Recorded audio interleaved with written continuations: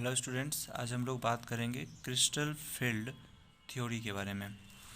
सबसे पहले इसके डिफाइन को हम लोग समझते हैं कि what is crystal field theory. This is a model of electronic structure of transition metal complexes that consider how the energy of the d orbitals of a metal ion are affected by the electric field of the ligands। Means ये कह रहा है कि ये central metal जो आपका iron है और ये जो हमारे पास लिगेंड्स हैं कि सेंट्रल मेटल जो भी डी ऑर्बिटल से बिलोंग करता है लाइक Fe को आप देखेंगे तो इसका कन्फिग्रेशन हम लोग लिखते हैं आर्गन 4s2 3d6। तो ये डी ऑर्बिटल से बिलोंग कर रहा है।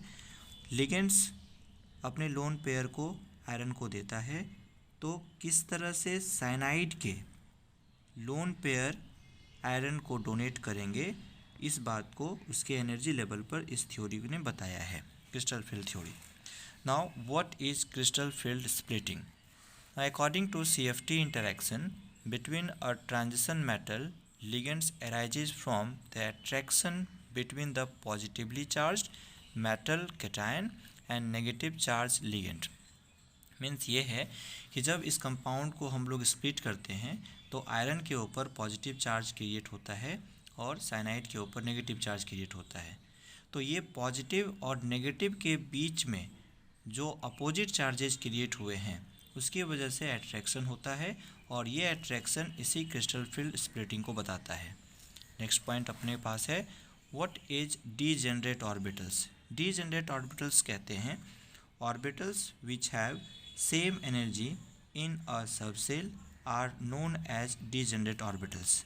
दैट मीन्स कि अपने पास यदि डी ऑर्बिटल है, डी सबसेल में 5 ऑर्बिटल्स होते हैं जिसमें कि हर एक ऑर्बिटल्स के नेम है dz², dx²y², dxy, dyz, dxz। ये सारे ऑर्बिटल्स के एनर्जी लेवल सेम होते हैं, इसलिए इलेक्ट्रॉन का डिस्ट्रीब्यूशन भी 1 1 1 1 करके होता रहता है। नाउ अब हम लोग बात करेंगे कि किस तरह से डीजेनरेट ऑर्बिटल्स अपने सारे ऑर्बिटल्स के बीच में स्प्लिट करता है और 2 पार्ट में डिस्ट्रीब्यूट हो जाता है। सबसे पहले जब इस हमने कॉम्प्लेक्स को लिया है और इस कॉम्प्लेक्स को ब्रेक करने के बाद जब इसके सेंट्रल मेटल हम लोग निकालेंगे that is isolated central metal और उसके ऑर्बिटल्स के बारे में बात करेंगे डीजेनरेट ऑर्बिटल्स। इस डीजेनरेट ऑर्बिटल्स के साथ जब लिगेंड्स इसके साथ कंबाइंड होगा तो इसमें सारे इलेक्ट्रॉन का डिस्ट्रीब्यूशन हो जाएगा। उसके बाद ये 2 पार्ट में स्प्लिट होता है, whereas orbitals which are close to the direction of ligands. मतलब इसके 2 ऑर्बिटल जो हैं लिगेंड्स के डायरेक्शन के टुवर्ड्स होंगे और इसके 3 ऑर्बिटल्स जो हैं वो लिगेंड्स के डायरेक्शन के अपोजिट होंगे और इन दोनों के बीच का जो स्पेस होता है उसको हम लोगों ने कहा है बैरिसेंटर, या इसको और भी एक चीज़ कह सकते हैं that is splitting energy. Okay, now in octahedral cases में 5d ऑर्बिटल्स के स्प्लिट को हम लोग देखेंगे। अभी 2 पार्ट में हमने इसको स्प्लिट कर दिया। सबसे पहला पार्ट ये ऊपर में 2 ऑर्बिटल्स हो गए और नीचे 3 ऑर्बिटल्स हो गए।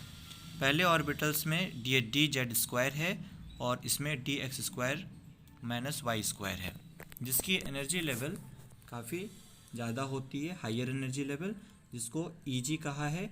और इसमें dxy, dyz और dzx जिसकी एनर्जी लेवल लो होती है, जिसको T2g कन्फिग्रेशन कहा है जिसकी एनर्जी लोअर होती है। और जैसा कि हम लोग को पता है कि इलेक्ट्रॉन का डिस्ट्रीब्यूशन वहाँ सबसे पहले होता है जहाँ पे एनर्जी लेवल सबसे कम होती है। सो सबसे पहले इलेक्ट्रॉन यहाँ आएगा, उसके बाद ही इलेक्ट्रॉन यहाँ से जंप करके नेक्स्ट में जाएगा। वो डिपेंड करता है कि लिगेंड्स के टाइप कैसे हैं। इसके कन्फिग्रेशन को यदि हम लोग देखें तो इस बेसिस पर देखा जाए कि अपने पास जो लिगेंड्स होते हैं वो 2 तरह के होते हैं। एक होते हैं स्ट्रॉन्ग लिगेंड होते हैं और एक वीक लिगेंड होते हैं। स्ट्रॉन्ग लिगेंड की बात करें तो स्ट्रॉन्ग लिगेंड में देखा गया कि Eg और T2g इन दोनों के बीच की जो एनर्जी लेवल होती है या इसके बीच में जो लार्ज एनर्जी गैप होता है जिसकी वजह से इलेक्ट्रॉन यहाँ पे फुलफिल होने के बाद 3 इलेक्ट्रॉन फुलफिल होने के बाद ये इलेक्ट्रॉन यहाँ पे जंप नहीं कर पाता है। इसलिए नहीं कर पाता है क्योंकि इन दोनों के बीच की एनर्जी गैप मैक्सिमम होती है। But in case of week ligand की बात करें हम लोग, तो वीक लिगेंड में क्या होता है कि इन दोनों के बीच का जो बैरी सेंटर है उसकी जो एनर्जी गैप है वो बहुत कम होती है। सो इलेक्ट्रॉन जैसे ही 3 इलेक्ट्रॉन का अरेंजमेंट होता है तो 4th electron easy to jump कर जाता है नेक्स्ट वाले में। इसी तरीके से हमने आपके लिए 2 कन्फिग्रेशन लिखा है, एक स्ट्रॉन्ग फील्ड के लिए और एक वीक फील्ड के लिए। तो अब 1 बाय 1 हम लोग सबसे पहले डिस्कस करते हैं कि D1 कन्फिग्रेशन के लिए हम लोग क्या लिखेंगे। तो D1 कन्फिग्रेशन में सबसे पहले इलेक्ट्रॉन यहाँ पे 1 आएगा और यहाँ पे कुछ इलेक्ट्रॉन नहीं रहेंगे। तो इसका कन्फिग्रेशन हो जाएगा T2G1 और EG0। इफ़ इसमें नंबर ऑफ, यदि मैं एक कॉलम और बना दूँ जिसमें कि नंबर ऑफ अनपेयर्ड इलेक्ट्रॉन की भी बात करेंगे, तो नंबर ऑफ अनपेयर्ड इलेक्ट्रॉन यहाँ पे 1 होगा। अगेन यदि इसी कन्फिग्रेशन को वीक फील्ड में देखें तो सबसे पहले इलेक्ट्रॉन यहाँ पर आएगा और इसका भी कन्फिग्रेशन हो जाएगा T2G1 और EG0। नाउ D2 कन्फिग्रेशन के लिए देखा जाए तो एक इलेक्ट्रॉन यहाँ पहले ऑलरेडी था, एक इलेक्ट्रॉन हमने एक और यहाँ डाल दिया और इसमें कन्फिग्रेशन लिखना है T2G2 EG0 और नंबर ऑफ अनपेयर्ड इलेक्ट्रॉन इसमें देखा जाए तो 1 1, नंबर ऑफ अनपेयर्ड कितने हो गए 2। अगेन D2 के लिए यहाँ पर अगेन एक इलेक्ट्रॉन पहले है, फिर एक इलेक्ट्रॉन का यहाँ पे आएगा और फिर यहाँ लिखा जाएगा T2G2 और EG0। Number of unpaired electron के लिए यहाँ पे भी 1 और यहाँ पे 2। D3 के लिए यहाँ पे इलेक्ट्रॉन 1 1 और तीसरा इलेक्ट्रॉन फिर यहाँ पे आ जाएगा और इसके लिए कन्फिग्रेशन लिखेंगे T2G3 और EG0। Number of unpaired electron कितना हो जाएगा इसमें 3। फिर अगेन यहाँ पे 1 इलेक्ट्रॉन 2 इलेक्ट्रॉन 3 इलेक्ट्रॉन, उसके लिए configuration T2G3 EG0। Number of unpaired electron 1 2 3, electron यहाँ पे 3 हो गए। फिर अगेन यहाँ पे कन्फिग्रेशन D4 के लिए तो ऑलरेडी यहाँ पे 1 2 3 आ गया क्योंकि ये स्ट्रॉन्ग फील्ड है और स्ट्रॉन्ग फील्ड में हमने अभी जस्ट आपको बताया कि इन दोनों के बीच का जो बैरी सेंटर है, एनर्जी गैप है, वो बहुत ज़्यादा होता है। इसलिए इलेक्ट्रॉन यहाँ से जंप करके वहाँ नहीं जा पाता है, इसलिए यहीं पर अपोजिट स्पिन से यहाँ पे इलेक्ट्रॉन अरेंज हो जाते हैं। सो कन्फिग्रेशन इसका हो जाएगा T2G4 और EG0। Now number of unpaired electron देखिए यहाँ पे कितना इलेक्ट्रॉन है 2 है, सो इलेक्ट्रॉन यहाँ पे अनपेयर्ड इलेक्ट्रॉन 2 हो जाएगा। फिर D4 कन्फिग्रेशन के लिए वीक फील्ड के लिए देखें 1 इलेक्ट्रॉन 2 इलेक्ट्रॉन 3 इलेक्ट्रॉन, क्योंकि इन दोनों के बीच का बैरी सेंटर जो एनर्जी गैप है वो बहुत कम है, सो इलेक्ट्रॉन ईजी जंप कर जाता है ईजी ऑर्बिटल्स में। सो इसका कन्फिग्रेशन हो जाएगा T2G3 and EG1। So number of unpaired electron देखें 1 2 3 4, यहाँ पे नंबर ऑफ अनपेयर्ड हो गया 4।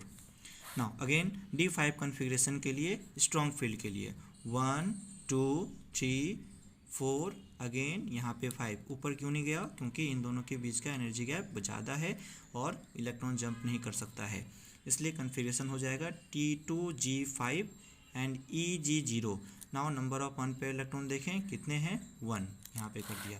वीक फील्ड के लिए सेम कन्फिग्रेशन देखते हैं T5 के लिए तो 1 इलेक्ट्रॉन 2 इलेक्ट्रॉन 3 इलेक्ट्रॉन 4 इलेक्ट्रॉन, अगला यहाँ पे 5 इलेक्ट्रॉन चला जाएगा क्योंकि इन दोनों के बीच का एनर्जी गैप मिनिमम है, EG2 जंप। सो यहाँ पे कन्फिग्रेशन होगा T2G3 और EG2।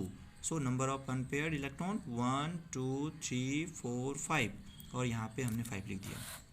नाउ नेक्स्ट D6 के लिए यहाँ पे हो जाएगा D1 2 3 4 5 और अगेन यहाँ पे 6 इस तरह से लिखेंगे और कन्फिग्रेशन हो जाएगा T2G6 and EG0। Number of unpaired यहाँ पर एक भी नहीं है क्योंकि सारे पेयर्ड में हो गए।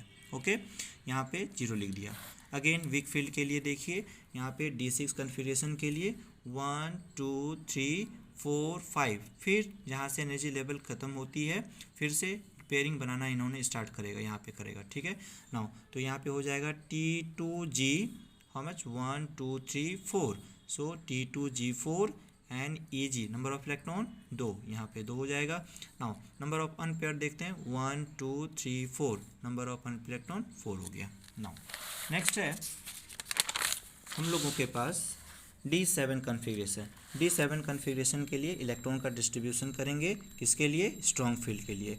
तो 1 2 3 4 5 6 एंड अगेन यहाँ पे 7, क्योंकि स्ट्रॉन्ग फील्ड है इलेक्ट्रॉन जंप नहीं कर सकता है, और क्योंकि ये सारा पेयर्ड हो गया, अब स्पेस नहीं है, इसलिए इलेक्ट्रॉन अब यहाँ पे ये चला जाएगा। सो कन्फिग्रेशन हो जाएगा T2G हाउ मच 6 और Eg 1। Number of unpaired electron देखेंगे n is equal to 1। Now weak field के लिए 1 2 3 4 5 6 7। सो कन्फिग्रेशन हो जाएगा T2G 1 2 3 4 5, T2G 5 and Eg 2। So number of unpaired electron count करते हैं 1 2 3। सो n की वैल्यू यहाँ पे 3 हो जाएगी। नाउ D8 कन्फिग्रेशन के लिए देखिए, यहाँ पे 1 2 3 4 5 6 7, तो इलेक्ट्रॉन की डिस्ट्रीब्यूशन यहाँ पे तो 6 हो गई, यहाँ पे 7 अगेन, फिर यहाँ पे 8 हो जाएगा।